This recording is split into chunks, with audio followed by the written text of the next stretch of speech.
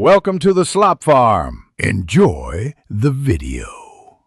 Turn off power at the breaker before you begin working on the fixture.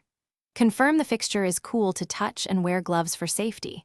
Remove the trim carefully to expose the spring clips and the housing. Inspect each spring clip for bends, missing ends, or corrosion.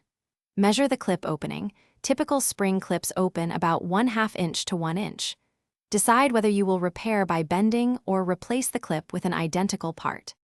Disconnect power at the breaker and double-check a switch is off before touching wiring. Use needle nose pliers to compress each spring clip toward the housing rim gently. Move the compressed clip roughly 3-5 inches away from the trim edge to clear the slot. Support the trim with your other hand while releasing the clip slowly. Place the removed trim and clips on a soft surface to avoid scratches. Inspect clips again and decide if straightening or replacement is required before reinstalling. Straighten any bent clips using 2 pairs of pliers and small, controlled bends only.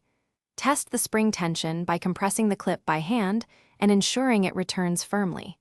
If a clip is broken, replace it with an identical part rated for your fixture size. Reposition the trim and align the trim slot with each clip opening precisely. Compress each clip and guide the trim until it sits flush with the ceiling. Restore power and test the fixture using a 60W equivalent bulb to verify.